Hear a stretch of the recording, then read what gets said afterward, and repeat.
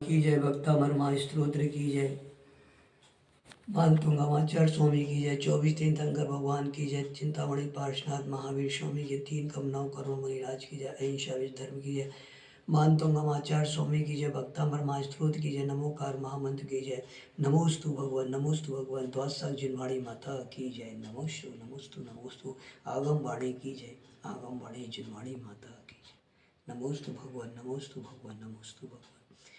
जब चलते हैं सबसे पहले नमोकार मंत्र के लिए। नमो अरिहंताणम, नमो सिद्धाणम, नमो आयर्याणम, नमो वज्रायणम, नमो लोई सविशाहुणम, ऐसो पंच नमो यारो सपाव पणाश्रो मंगलम च सभ्य सिम परम हवै मंगलम, चत्तारी मंगलम, अरहंत मंगलम, सिद्धा मंगलम, साहु मंगलम, केवली पणत्तो धम्म मंगलम, चत्तारी लोकत्मा, अरहंत लोकत्मा, सिद्धा लोकत्मा, साहु लोकत्मा, केवली पणत्तो धम्म लोकत्मो, चत्तारी शरणं पवव्यामि, अरहंते शरणं पवव्यामि, सिद्धि शरणं पवव्यामि, साहु शरणं पवव्यामि, केवली पणत्तो धम्मं शरणं पवव्यामि। नमोकार महामंत्र को मेरा नमोस्तु नमोस्तु नमोस्तु। समस्त जीव प्राणी मात्र को मेरा आशीर्वाद, समस्त जैन समाज को मेरा आशीर्वाद और समस्त एस ग्रुप के समस्त सदस्यों को आशीर्वाद और समस्त दुखियों को मेरा आशीर्वाद आशीर्वाद। चलते हैं। मानतुंगाचार्य स्वामी ने भक्तावर में 35 नंबर काव्य में क्या दिया है। 35 नंबर में यह बताया है कि दुर्भिक्ष, चोरी, मृंगी, दरिद्रता, गरीबी, असमर्थता आदि का निवारक इस काव्य से होता है। दुर्भिक्ष नहीं होती। दुर्भिक्ष का मतलब होता है कि कई जगह तक अब अगर पंच परमेष्ठी बैठे हैं, जिनेंद्र भगवान का मंदिर है, जिनालय है, वहाँ दुर्भिक्ष नहीं हो सकती। वहाँ कोई भिखारी या दरिद्री उनके पास सामने आमने कहीं नहीं रहता। लेकिन अगर कोई अपनी कर्मों के अनुसार ही कोई है तो वो भी कोई भी जैन ही कभी आपको देखा होगा भिखारी नहीं होगा, कहीं भीख नहीं मांगता होगा, कहीं वो भी पुरुषार्थ करके कमाता है, कुछ भी कमाए लेकिन कमाता है। इसीलिए इसमें क्या होता है, इस काव्य को पढ़ने से दुर्भिक्ष, चोरी, मृंगी, दरिद्रता, गरीबी, असमर्थता आदि निवारक होते हैं। अब इसको देखते हैं अपन कि आखिर इसमें भगवान ने संस्कृत में क्या लिखा है। तो संस्कृत में लिखा है स्वर्गाप वर्गमार्ग विमार्ग निष्ठा, स्वर्गाप वर्गमार्ग विमार्ग निष्ठा, सधर्म तत्कत एक पटुस त्रिलोका, सधर्म तत्व कथनेक पटुस त्रिलोका, दुग्धुनि भवति ते विस्तार्थ सर्वे वाचा स्वभाव परिणाम गुणे प्रयोजे। फिर एक बार पढ़ लेते हैं। स्वर्गाप वर्ग गमार्ग विमार्ग निष्ठा, सधर्म तत्व कत एक पटि स्त्रीलोका, दुग्धुनि भवति ते विस्तार्थ सर्वे भाषा स्वभाव परिणाम गुणे प्रयोजे। अब अपन ने जो तो पढ़ लिया, अब इसमें संस्कृत का है पूरा। संस्कृत में साहित्य और व्याकरण दोनों जुड़ी हैं इसमें। अब अपन को देखना है व्याकरण और साहित्य दोनों के हिसाब से अपन को इसको लिखा हुआ है। तो अपन को संस्कृत नहीं आती मान लीजिए, और किसी को संस्कृत आती है, जैसे बीएड है, पीएचडी है, डॉक्टर है और प्रोफेसर है, उनको संस्कृत में अच्छा वो है, तो वो क्या करेंगे, इसी में से शुद्ध पढ़ेंगे, है ना, और उनका उच्चारण भी अच्छा जाएगा और अर्थ भी सही निकलेगा।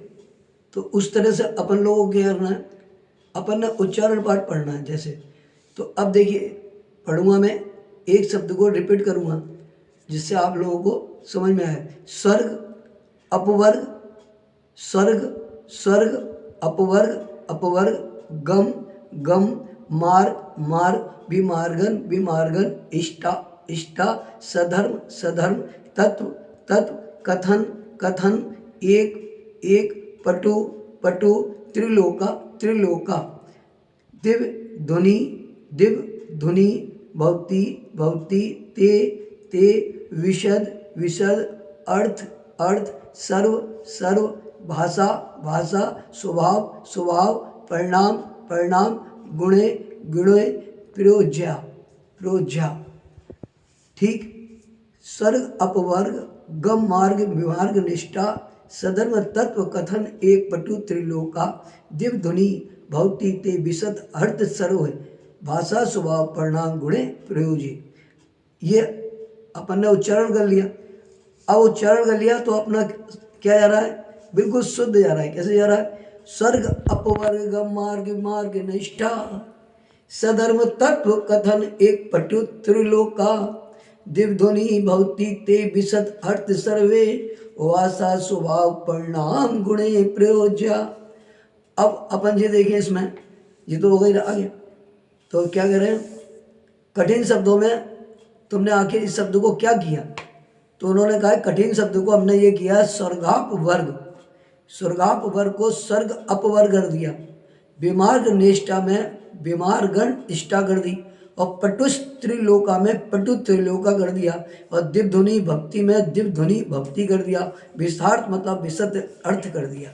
अब इसमें से आपको पूरे काम में से ये अक्षर ढूंढ के इसकी थोड़ी सी मेहनत करके यदि अपन करते हैं तो ऊपर से ही अपन चालू कर देंगे, और अगली कोई भी चीज़ पढ़ेंगे मान लीजिए, तब अपन को याद आ जाएगा कि अपन ने पत्तामर के अंदर ये किया था, इसका ये करना है। तो आपकी आगे भी सही हो गई और वर्तमान भी सही हो गया, तो आगे भी आपका सही हो गया। तो अपन अब देखते हैं कि इन्होंने अर्थ में क्या दिया है। अब पढ़ते हैं अपन इसको दोबारा। सर्ग अपवर्ग मार्ग विमार्ग इष्टा सधर्म तत्व कथन एक पटु त्रिलोका दिव्य ध्वनि भक्ति ते विशद अर्थ सर्वे वासा स्वभाव परिणाम गुणे प्रयोजे। तो अब क्या कह रहे हैं? वो क्या कह रहे हैं कि इस आखिर ये देखते हैं कि इसका अर्थ क्या निकल रहा है। तो अर्थ क्या निकल रहा है? ते मतलब आपकी, दिव्य ध्वनि मतलब दिव्य ध्वनि, स्वर्गाप वर्ग मार्ग निष्ठा स्वर्ग और मोक्ष को जाने वाले मार्ग को, स्वर्गाप वर्ग ममर्ग विमार्ग निष्ठा स्वर्ग मोक्ष को जाने वाले मार्ग को खोजने में इष्ट, इष्ट मतलब प्रभु त्रिलोका तीन लोक के जीवों के सधर्म तत्व कथन ने पटु संयुक्त धर्म तत्व के कथन करने में अत्यंत प्रवीण। क्या? तीन लोक के जीवों के सधर्म तत्व कथनेक पटु सम्यक धर्म तत्व के कथन करने में अत्यंत प्रवीण और विशारद सर्वभाषा स्वभाव परिणाम गुणों प्रयोज्य स्पष्ट अर्थ वाली समस्त भाषाओं में परिवर्तिती होने वाले स्वाभाविक गुणों से प्रयुक्त सहित भक्ति होती है। तो उन्होंने क्या कहा कि आपको दिव्य ध्वनि स्वर्ग और मोक्ष को जाने वाले मार्ग को खोजने में इष्ट है।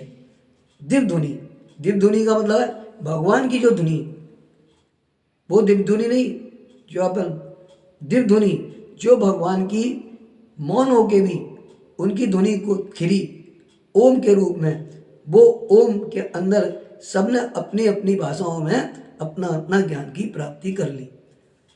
त्रिंच ने भी सुन लिया, मनुष्य ने भी सुन लिया, नारकी ने भी सुन लिया, सबने अपनी अपनी उसमें सुन लिया। और क्या सुन लिया? स्वर्ग मोक्ष जाने का खोजने को इष्ट। तो दिव्य ध्वनि सुन ली उनकी, स्वर्ग और मोक्ष को जाने वाले मार्ग को खोजने में इष्ट। तीन लोक के जीवों के सधर्म तत्व, तीन लोक के जो जीव हैं उनके बारे में, उनके तत्व को जानने के लिए, धर्म को जानने के लिए उनके कहे हुए कथन को पटु सम्यक धर्म तत्व के, उनके धर्म तत्व मतलब धर्म की सारे तत्वों को सम्यक के तत्व, मिथ्यात्व के नहीं सम्यक के, यहाँ दे दिया कथनेक पटु सम्यक धर्म तत्व, मिथ्या धर्म तत्व नहीं, सम्यक धर्म तत्व के कथन करने में अत्यंत प्रवीण। कौन प्रवीण? भगवान जिनेन्द्र आदिनाथ भगवान से तीन लोक के नाथ जितने भी तीर्थंकर हुए और होंगे वो सब कौन है? लेकिन वर्तमान में आदिनाथ भगवान, महावीर स्वामी, पार्श्वनाथ भगवान, चंद प्रभु, 24 तीर्थंकर भगवान, अनंत आनंद सिद्ध परमेश्वरी भगवान जो हुए अत्यंत प्रवीण, और कह रहे स्पष्ट अर्थ वाली समस्त भाषाओं में, स्पष्ट स्पष्ट अर्थ बोल रहे ना, देखिए आपके सामने क्या कह दिया इन्होंने, स्पष्ट अर्थ। अब जब अपना अर्थ ही नहीं निकलेगा स्पष्ट तो अपनी जानकारी क्या होगी और अपने को फायदा क्या मिलेगा, कुछ नहीं मिलेगा। तो अपना अर्थ स्पष्ट अर्थ आना चाहिए, लिख रहे हैं प्रवीण। और कह रहे हैं विसार्थ सर्वभाषा स्वभाव परिणाम गुणे प्रयोजे, स्पष्ट अर्थ वाली समस्त भाषाओं में, स्पष्ट अर्थ वाली समस्त भाषाओं में परिवर्तित होने वाली। अब देखिए क्या हो रही है, उनकी जो भगवान की जो ध्वनि निकल रही है वो स्पष्ट उनकी जो भाषा है उसमें परिवर्तित हो रही है। और होने वाले स्वाभाविक उनके जो परिवर्तित हो रही है, उनका जो स्वाभाविक गुणों से प्रयुक्त है, सहित होती है। उनका जो स्वाभाविक स्वभाव का गुण होता है उसी से उनको भाषा की प्राप्ति हो जाती है, प्रयुक्त सहित होती है। भक्ति मतलब होती है। तो कह रहे हैं आपकी दिव्य ध्वनि सर्वमोक्ष को जाने वाले मार्ग को खोजने में इष्ट 3 लोक के जीवों के सधर्म तत्व कथनेक पटु सम्यक धर्म तत्व के कथन करने में अत्यंत प्रवीण और स्पष्ट अर्थ वाली समझ भाषाओं में प्रवृत्त होने वाले स्वाभाविक गुणों से प्रयुक्त होती है। कितनी भाषा, 800 लघु भाषा और 18 भाषा कौन सी, मुख्य भाषा है। 800 और 18 भाषा 18 है और इतनी 800 लघु भाषा है। ये हैं, इसका पूरा चैप्टर आया है। वो चैप्टर अपन इसमें बाद में भी कभी चर्चा होगी तो बताएंगे।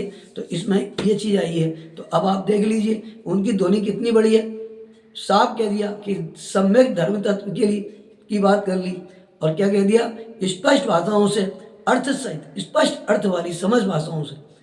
तो हमारा क्या जाना चाहिए, देखिए अर्थ में भी यही लिख रहे हैं, सब कुछ यही लिख रहे हैं। तो आप ही सोचिए कि हमारा गलत पढ़ना सही है या सही पढ़ना चाहिए।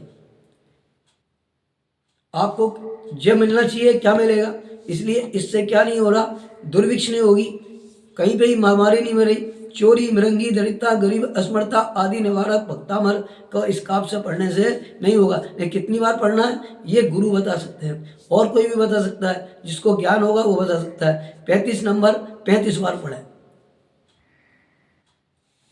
तो आपको इसका क्या मिलेगा, एक माला फेर है इसकी, आपको याद हो जाएगा अपने आप। एक माला में तो आपको याद हो जाएगा, तो आपको क्या हो जाएगा, रट जाएगा, कहीं भी आप पढ़ सकते हैं इसको। फिर कहते हैं मैं अपनी बात, आज का जाप क्या है, ओम ह्रीम श्रीम क्लीम विलोम एम श्री वृषभ आदि महावीर चतुर्विशंति 3 तंकर भ्यो ह्रीम नमः। ओम ह्रीम श्रीम क्लीम विलोम एम श्री आदिनाथ जिनेन्द्राय अर्हम नमः। ओम ह्रीम श्रीम क्लीम अर्हम श्री आदिनाथ जिनेन्द्राय नमः। अब इसका जो मंत्र जाप है वो अलग है, वो अभी बाद में बताया जाएगा जब कोई समय मिलेगा। आज के लिए इतना ही है इस काव्य के 35 नंबर काव्य के लिए। और मैंने अपनी राग से जो बताया है वो है, आदिनाथ भी प्यारे हैं और महावीर भी प्यारे हैं, इनके गुण भी न्यारे हैं, इनके गुण भी न्यारे हैं, इनके गुणों को हम शीश नवाए नवाए, आदिनाथ भी प्यारे हैं महावीर भी प्यारे हैं। चलते हैं, इसलिए आप लोग इस काव्य को पढ़ें, जिसको जिस काव्य की जरूरत पड़ती है वो पढ़ सकते हैं, है ना। और PDF में खोल के आप देख सकते हैं, आपको ये पूरा का पूरा PDF फाइल में इसमें दी हुई है। मोबाइल में चैनल में 108 अर्चित सागर महाराज का जो चैनल इन्होंने बनाया है उस चैनल में ये चीज़ डली हुई है, उसको भी आप देख सकते हैं। और आगे चलते हैं 36 नंबर काव्य के लिए। 36 नंबर काव्य, इसको कट करो।